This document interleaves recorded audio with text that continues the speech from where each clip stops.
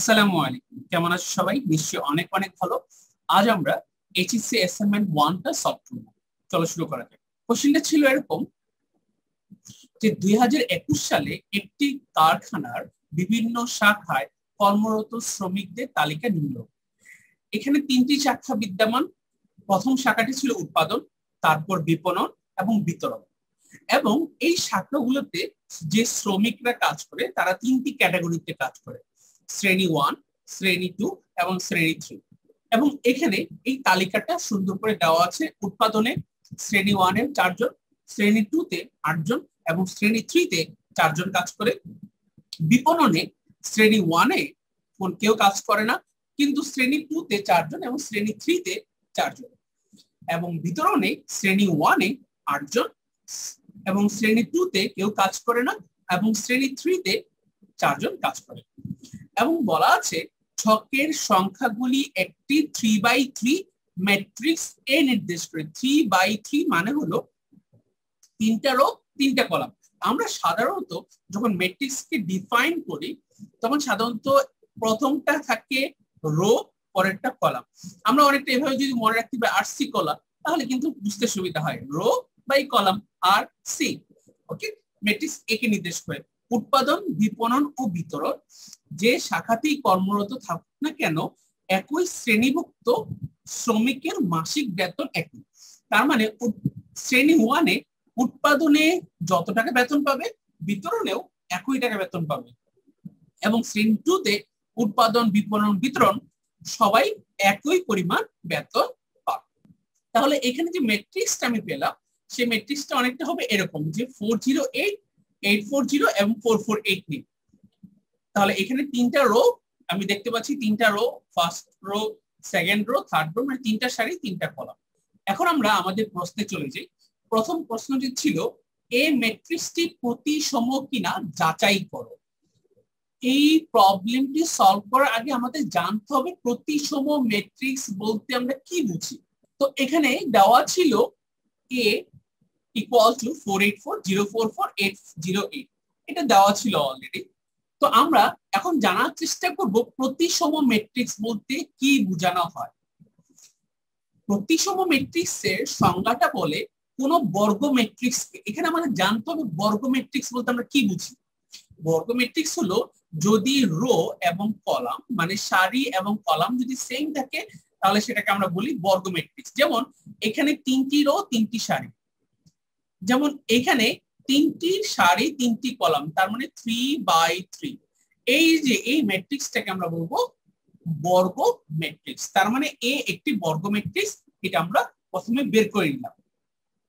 এখন বলা হচ্ছে কোন বর্গ ম্যাট্রিক্সকে বিম্ব ম্যাট্রিক্স বা ট্রান্সপোজ ম্যাট্রিক্সে পরিণত করলে আমরা অবশ্যই ইংলিশ টার্মগুলো শিখে নেব, এটা আমাদের ইন ফিউচারে কাজে দিবে। বিম্ব ম্যাট্রিক্স বা ট্রান্সপোজ ম্যাট্রিক্সে পরিণত করলে যদি ম্যাট্রিক্সের কোনো পরিবর্তন না ঘটে, তাহলে ওই ম্যাট্রিক্সকে প্রতিসম ম্যাট্রিক্স বলা হয়। তার মানে এই ম্যাট্রিক্স এ একটি ম্যাট্রিক্স, এই ম্যাট্রিক্সের বিম্ব ম্যাট্রিক্স বা ট্রান্সপোজ ম্যাট্রিক্স যদি আমরা বের করি, অ্যাকচুয়ালি রো এবং কলামের যে নাম্বারগুলো যদি আমরা ইন্টারচেঞ্জ করি, যদি তার কোনো পরিবর্তন না ঘটে, তাহলে আমরা বলবো এ একটি প্রতিসম বা সিমেট্রিক ম্যাট্রিক্স। ওকে, তাহলে a symmetric matrix is a square matrix that is equal to its transpose matrix. Here a equal to transpose of a. ওকে, আমরা এটা বের করে নিয়ে আসি। তাহলে আমরা দেখতে পাই ট্রান্সপোজ অফ a এটা হবে 408, 840, 448। কিভাবে? আমরা 484, এটা আমাদের আগে ছিল রো, এখন হয়ে গেল কলাম। ভালো করে একটু বুঝি। 044 আগে ছিল রো বা সারি, এখন হয়ে গেল এটা কলাম। আবার 808 এটা ছিল আগে সারি, এখন এটা হয়ে গেল কলাম। তাহলে আমি দেখতে পাচ্ছি এই এ ম্যাট্রিক্স এবং তার ট্রান্সপোজ বা বিম্ব ম্যাট্রিক্স দুইটি different matrix, that means same না। তাহলে আমি বলতে পারি এই ম্যাট্রিক্সটি প্রতিসম ম্যাট্রিক্স নয়। তাহলে এখন আমরা আমাদের পরবর্তী প্রশ্নে চলে যেতে পারি। পরবর্তী প্রশ্নটি ছিল এরকম: a square minus 7a plus 6i3 equal to 2x হলে x নির্ণয় করো। তার মানে হলো এ একটি বর্গ ম্যাট্রিক্স এবং এ স্কয়ার মানে হলো এর সাথে এ কে গুণ করতে হবে। তার মানে আমি এ ম্যাট্রিক্স কে এ ম্যাট্রিক্স দিয়ে গুণ করলে এ স্কয়ার পাবো এবং তার থেকে আমি 7a মাইনাস করব। তারপরে আছে 6i3। আই এখানে আইডেন্টিটি ম্যাট্রিক্স বা অভেদ ম্যাট্রিক্স কে ডিফাইন করতেছে। আইডেন্টিটি ম্যাট্রিক্স বা অভেদ ম্যাট্রিক্স, অভেদ 1 0 0 0 1 0 0 0 0 1, এইটাকে আমরা বলবো সাধারণত আইডেন্টিটি ম্যাট্রিক্স বা অভেদ ম্যাট্রিক্স। এটা হলো 3/3 আইডেন্টিটি ম্যাট্রিক্স। ওকে, আমরা এটা জেনে নিলাম। তাহলে এখানে দেওয়া ছিল a = 484044808, তাহলে a স্কয়ার হবে a multiplied by a, that means a এর সাথে a কে গুণ করতে হবে। এটা ছিল 3/3 এবং দ্বিতীয় ম্যাট্রিক্সের অর্ডার ছিল 3/3। তাহলে এই দুইটি ম্যাট্রিক্সের গুণফল থেকে আমরা যে রেজাল্টটা পাবো সেটা হবে প্রথম ম্যাট্রিক্সের রো এবং সেকেন্ড ম্যাট্রিক্সের কলাম মিলে 3/3। এই রো এর সাথে আমরা যদি প্রথম কলামটা গুণ করি তার মানে রো এবং কলাম আর গুণ সি, তাহলে আমরা প্রথম কম্পোনেন্টটা পেয়ে যাব। এইভাবে করে আমাদের 9টা কম্পোনেন্টই বের করে নিয়ে আসতে হবে। তাহলে আমরা একটু দেখি কি করা যায়। আমরা ভ্যালুগুলো ইনপুট করে দেখতে পাই, যেমন প্রথম রোতে দেখো 484 ছিল, আমরা শুধু 408 এখানে ইনপুট করে দিলাম। দেখো এখানে 484044808 এভাবে বসানোর পর আমি যদি কলামটা সুন্দর করে বসিয়ে দিই তাহলে আমি প্রথম কলামের ভ্যালুগুলো পেয়ে যাব, যে রেজাল্টটা আমাদের দরকার। এইভাবে সবগুলো ভ্যালু কিন্তু আমি খুব ইজিলি ফাইন্ড আউট করে নিয়ে আসতে পারি। এখন এই সবগুলো ভ্যালুকে যদি আমরা সিম্পলিফাই করি তাহলে আমরা পাচ্ছি এই আনসারটি আমাদের 48 64 80 32 16 48 96 64 96। তাহলে আমরা a স্কয়ারের ভ্যালু পেয়ে গেলাম, আমাদের a স্কয়ারের ভ্যালুটা আমাদের কাছে চলে আসলো। তাহলে আমরা a square minus 7a plus 6i3 ভ্যালুটা ফাইন্ড আউট করার চেষ্টা করব। তো আমরা দেখতে পাচ্ছি a square minus 7a plus 6i3 হবে যদি আমরা সব ভ্যালুগুলো বসাই। এটা a স্কয়ারের জন্য ছিল মাইনাস 7a প্লাস 6i3। আমরা জানি আইডেন্টিটি ম্যাট্রিক্স 3/3 ম্যাট্রিক্স, অনলি ডায়াগোনালে শুধু 1 হবে এবং ডায়াগোনাল ছাড়া বাকি প্রত্যেকটা ভ্যালু হবে 0। এখন আমরা সবগুলোকে যোগ করব। তো প্রথমে এখন আমরা এটাকে সিম্পলিফাই করব। 48 - 7 × 4 + 6 × 1, 32 - 7 × 0 + 6 × 0। তাহলে আমরা সিম্পলিফাই করে পাবো 48 - 28 + 6। এভাবে করে আমরা প্রত্যেকটা কম্পোনেন্ট বের করে ফেলতে পারি, তখন দেখা যাবে আমাদের আনসার হবে এই। খুব সিম্পলি কিন্তু এই আনসারটা বের করে ফেলা যায়। এখন বলা আছে এই যে আমি ভ্যালুটা পেলাম a square minus 7a plus 6i3 মানে হলো এই ম্যাট্রিক্সটা এবং এইটার মানে হলো 2x। এটা মানে কত? 2x। তাহলে a square minus 7a plus 6i3 ভ্যালুটা আমি জানি এবং তারটা সেটা কত ছিল? 2x। তাহলে x ইকুয়াল টু কত হবে? আমাদের জাস্ট 2 দিয়ে ডিভাইড বা ভাগ করে দিতে হবে। যদি ভাগ করে দিই আমি পাবো হাফ অফ, এখানে আমাদের a square minus 7a plus 6i3 ভ্যালুটা দেওয়া, সেখান থেকে আমরা যদি ক্যালকুলেশন করি আমরা ফাইনাল আনসারটা পাবো এরকম। তার মানে আমাদের প্রত্যেকটা এলিমেন্টকে জাস্ট 2 দিয়ে ডিভাইড করে দিলেই আমরা আমাদের কাঙ্ক্ষিত আনসারটি পেয়ে যাব। এখন তাহলে আমরা আমাদের গ নাম্বার কোশ্চেনে চলে যাই। গ নাম্বারটা ছিল বি একটি ম্যাট্রিক্স দেওয়া আছে, যদি বি ম্যাট্রিক্সটা এরকম হয় তাহলে দেখাও যে ab = ba = 80i3। তাহলে এখানে এর ভ্যালু কত দেওয়া আছে? 484044808। আমরা প্রথম থেকে লিখে নিলাম। আর এখানে দেওয়া আছে বি এর ভ্যালুটা এটা। সো এই দুইটার উপর বেস করে আমাদের এটা শো করতে হবে। তো ab তার মানে a matrix K b matrix দ্বারা গুণ করতে হবে এবং একই ভাবে b matrix K a matrix দ্বারা গুণ করতে হবে।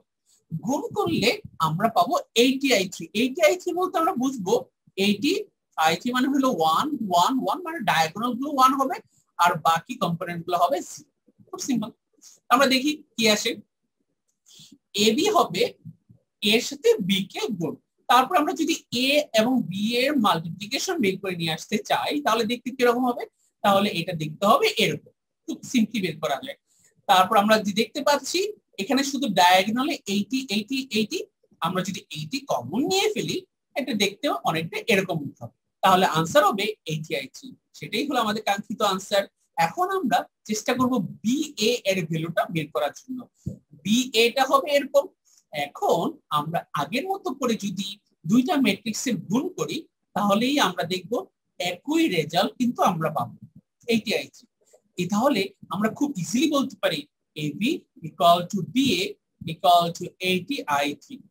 এটা খুব ইজিলি আমাদের কাছে প্রুফ হয়ে যায়। তাহলে আমি যেহেতু এটা প্রুফ করে ফেললাম, তাহলে আমাদের এই প্রশ্নের সমাধানটি হয়ে গেল। খুব সিম্পল একটা প্রবলেম, একটু বুঝে নিলেই হয়ে যায়। তাহলে আমরা আমাদের পরবর্তী প্রশ্নে চলে যেতে পারি। পরবর্তী প্রশ্নটি ছিল এরকম, এমন একটি ম্যাট্রিক্স সি নির্ণয় করো যেন AC equal to CA equal to i3 হয়। তার মানে হলো এসি এর ভ্যালু হবে i3। এইটা তখনই পসিবল যখন এ ম্যাট্রিক্স এর সাথে তার ইনভার্স ম্যাট্রিক্সকে আমি যখন মাল্টিপ্লাই বা গুণ করব, তখনই একমাত্র আইডেন্টি ম্যাট্রিক্স আই আসবে, এছাড়া এটা পসিবল না। তাহলে আমরা শুরু করে দিই কিভাবে সলভ করা যায়। তাহলে খুব ইজিলি সলভ করা যাবে। আমাদের এখানে এর ভ্যালু কিন্তু দেওয়া আছে। আমরা কি করব, এ ম্যাট্রিক্সে ইনভার্স ম্যাট্রিক্সটা বের করব। কিভাবে? আমরা জানি এস ইকুয়াল টু i3, তাহলে সেখান থেকে আমরা এ ইনভার্স দিলে আমরা লাস্টে পাবো C equal to A inverse i3। তাহলে আমরা ইনভার্স ম্যাট্রিক্স বা বিপরীত ম্যাট্রিক্সের সংজ্ঞা থেকে কি জানি? সংজ্ঞা থেকে আমরা জানি A inverse equal to 1 by determinants of A into adjoint matrix of A. Adjoint ম্যাট্রিক্সটা আমরা সাধারণত এখানে প্রত্যেকটার আমরা সহগুণক বের করব। সহগুণক বের করার পর তারপর আমরা তার ট্রান্সপোজ বা বিম্ব ম্যাট্রিক্স বের করব। আর এটা বের করতে পারলে আমরা আমাদের আনসারটি পেয়ে যাব। খুব সিম্পল। তাহলে এট ফার্স্ট আমাদের ডিটারমিনেন্টস অফ এ নির্ণয় করতে হবে। তাহলে ডিটারমিনেন্টস কিভাবে বের করা যায়? আমরা জানি ম্যাট্রিক্সের ক্ষেত্রে প্রথম যে উপাদানটি থাকবে সেটা হলো প্লাস, পরে মাইনাস, প্লাস, আবার এখানে minus, plus, minus, plus, minus, plus. এটা আমাদের সহগুণক এই চিহ্নগুলো খুব কাজে দিবে। আমরা এই যে এইভাবে করে এই উপাদানগুলো শুধু মাইনাস হয়, আর যেগুলো প্লাস সেগুলো হয় প্লাস। এটা আমাদের খুব কাজে দিবে কিন্তু। এবং আমরা যখন ডিটারমিনেন্টস বের করতে যাব তখন কাজে দিবে। তাহলে আমি 4 কে যদি নিই তাহলে আমি পাবো 4, 4 এবং 0, 8 এবং এটার সাইন বা চিহ্ন হবে প্লাস। 8 এর জন্য চিহ্ন হবে মাইনাস। একইভাবে 8 যখন নিব তার রো এবং কলাম আমি বাদ দিয়ে দিব, তাহলে আমি পাবো 0, 4, 8, 8। আবার একইভাবে আমরা যখন 4 নিব তখন তার রো এবং কলাম আমি বাদ দিয়ে দিলে আমি যে উপাদানগুলো পাবো সেটা হলো 0, 4, 8, 0। এখন আমরা খুব ইজিলি এটাকে সিম্পলিফাই করলেই আনসারটা পেয়ে যাব। এবং আমরা যে আনসারটা পাবো সেটা দেখতে হবে এরকম, 4 ইনটু 32 minus 0, এই দেখো 4 8 32 minus 0, 0 into 8 that is 0 minus 32 plus 4 into 0 minus 32। এবং এইটার ক্যালকুলেশন করলে আমরা ফাইনালি আনসার পাবো 256, যেটা নট ইকুয়াল 0। যেহেতু এখানে একটি কন্ডিশন অবশ্যই মনে রাখতে হবে, এই ডিটারমিনেন্ট অফ এ কখনোই 0 হইতে পারবে না। কারণ 0 হলে কি সমস্যা? আমরা জানি কোন নাম্বারকে যদি 0 দিয়ে ভাগ করতে চাই তাহলে সেটা একটা অনির্ণেয় সংখ্যা হয়ে যায়। তো আমরা এই কারণে কোন নাম্বারকে 0 দিয়ে ভাগ করতে পারি না। তাহলে আমরা এই বর্গ ম্যাট্রিক্সে ইনভার্স ম্যাট্রিক্স বের করে নিয়ে আসতে পারবো। তাহলে আমরা যদি একটু দেখি যে ইনভার্স ম্যাট্রিক্স বের করার জন্য আমাদের কি লাগবে? অ্যাডজয়েন্ট ম্যাট্রিক্স বের করা লাগবে। আর অ্যাডজয়েন্ট ম্যাট্রিক্স বের করার জন্য সহগুণকটা খুবই ইম্পর্টেন্ট। তাহলে আমাদের সহগুণক বের করার কন্ডিশন কি? A11 আমি সহগুণকের জন্য আলাদা একটা কম্পোনেন্টের জন্য এটা ধরে নিলাম যে প্রথম সারির প্রথম কলাম, এটা প্রথম সারির দ্বিতীয় কলাম, প্রথম সারির তৃতীয় কলাম, মানে 3 নাম্বার এলিমেন্ট। এভাবে আমরা চিন্তা করতে পারি। তো আমরা দেখতে পাচ্ছি যে এখানে আমি ভ্যালু পাবো এটা, এইখানে ভ্যালু পাবো এটা, A12 এর জন্য, A13 এর জন্য এটা। এবং মজার ব্যাপারটা হলো আমি শুধু এখানে মাইনাস দিতে পারবো, এখানে মাইনাস, এখানে মাইনাস এবং এখানে মাইনাস। তার মানে এই যে এইভাবে আমরা বলতে পারি এই চিহ্নগুলো সবসময় কি হবে? মাইনাস হবে। আর যেগুলো ক্রস সেগুলো হবে প্লাস। তাহলে আমি দেখতে পাচ্ছি আমরা যদি সব ভ্যালুগুলো বসিয়ে দিই তাহলে অ্যাডজয়েন্ট ম্যাট্রিক্স অফ এ হবে, ভ্যালুগুলো ইনপুট করার পর আমাদের উপরে টি দিতে হবে। টি মানে হলো ট্রান্সপোজ বা বিম্ব ম্যাট্রিক্স এর জন্য। ট্রান্সপোজ মানে হলো আমরা অলরেডি শিখে এসেছি রো এবং কলাম তাদের জায়গাগুলো পরিবর্তন। তাহলে সেখান থেকে আমরা ফাইনালি কি পাবো? আমরা এই ইনভার্সের ডেফিনেশনে আমরা যদি আমাদের প্রাপ্ত প্রদত্ত মানগুলো বসিয়ে দিই তাহলে আমরা ইনভার্স ম্যাট্রিক্সটি পেয়ে যাব এবং সেটা দেখতে হবে 1/256 32 - 64 16 32 0 - 16 32 64 16। এখন আমরা 1/256 এটা প্রত্যেকটা উপাদানের সাথে মাল্টিপ্লাই বা গুণ করে দিতে পারি এবং তোমরা যদি এইভাবে আনসার রাখো কোনো প্রবলেম নাই, তোমরা ফুল মার্কসই পাবা। আর যদি তোমরা ডিভাইড করে দাও মানে 1/256 যদি প্রত্যেকটা কম্পোনেন্টের সাথে যদি গুণ করে দাও তাহলে ফাইনাল আনসার পাবা এরকম। সো দুইটাই কারেক্ট, দুইভাবে কিন্তু আনসার রাখা যাবে, এটা কোনো প্রবলেম না। এখন আমাদের সি এর মান নির্ণয় করতে হবে। সি এর মান আমরা কিভাবে নির্ণয় করব? আমরা জানি C equal to A inverse I three, আমি বলেছিলাম। অবশ্য এ ইনভার্স এবং আই থ্রি এই দুটাকে গুণ করলে আসলে মানের কোনো পরিবর্তন হবে না, তাহলে আমরা ফাইনাল আনসারটা পাবো এরকম। তাহলে এইভাবে আমরা খুব ইজিলি আমরা সি এর ভ্যালুটাও বের করে নিয়ে আসতে পারি, খুব সহজ। এখন আমরা আমাদের শেষের প্রশ্নে চলে যেতে পারি। আমাদের শেষের প্রশ্নটি ছিল এরকম যে উৎপাদন, বিপণন ও বিতরণ শাখার শ্রমিকদের মাসিক মূল বেতন 1,96,000 টাকা, 88,000 টাকা এবং 2 লাখ টাকা হলে শ্রেণী 1, শ্রেণী 2 এবং শ্রেণী 3 ভুক্ত একজন শ্রমিকের মাসিক বেতন কত হবে তার নির্ণায়কের সাহায্যে নির্ণয় করো। আমরা আমাদের যে কোয়েশ্চেনের টেবিলটি দেওয়া ছিল সেটা একটু দেখি। এটা বের করার জন্য আমাদের সমীকরণ জোট বা সমীকরণে হেল্প নিতে হবে। আমরা একটু কাজ করে দেখতে পাচ্ছি উৎপাদনের 4 জন, শ্রেণী 1 এ 4 জন মানুষ জড়িত ছিল, শ্রেণী 2 তে 8 জন এবং শ্রেণী 3 তে 4 জন। আমরা আমাদের কাজের সুবিধার জন্য আমরা ধরে নিলাম শ্রেণী 1 এ যারা কাজ করতো তাদের মাসিক বেতন হলো x টাকা, শ্রেণী 2 তে যারা কাজ করতো তাদের মাসিক বেতন y টাকা এবং শ্রেণী 3 তে যারা কাজ করতো তাদের মাসিক বেতন z টাকা। এটা ধরে নিলে আমাদের কাজ করাটা সুবিধা হবে। তাহলে আমি বলতে পারি 4x + 8y + 4z = 1,96,000, 0x + 4y + 4z হবে 88,000 and 8x + 0y + 8z হবে 2 লাখ। এইভাবে খুব ইজিলি আমরা সমীকরণ জোট তৈরি করে নিয়ে আসতে পারি। তাহলে আমরা প্রথমে ধরে নিব শ্রেণী 1 এর শ্রমিকদের মাসিক বেতন x, শ্রেণী 2 এর মাসিক বেতন y এবং শ্রেণী 3 এর শ্রমিকদের মাসিক বেতন z।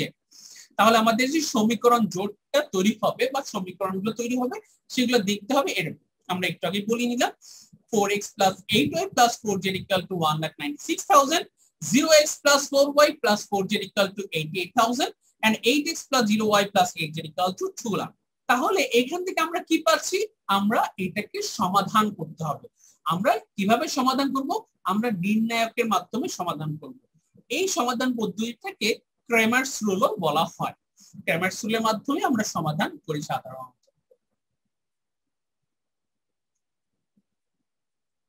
তো এই রুলসটা খুব চমৎকার, খুব ইজিলি বের করা যায়।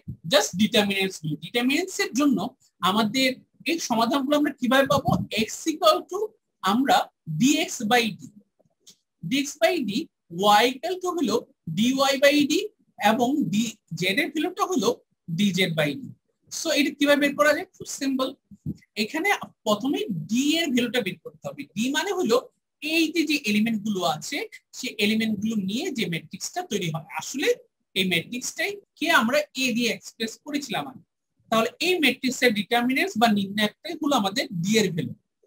আর dx আমরা কি করব?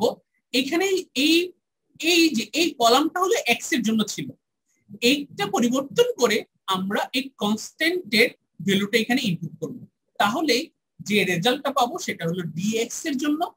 সিমিলারলি dy টা পাওয়া যাবে এই y এর যে কলামটা ছিল তার পরিবর্তে আমি এটা বসাবো এবং একইভাবে dz হবে z এর কলামটা পরিবর্তন করে আমরা যখন কনস্ট্যান্টের ভ্যালুটা বসাবো।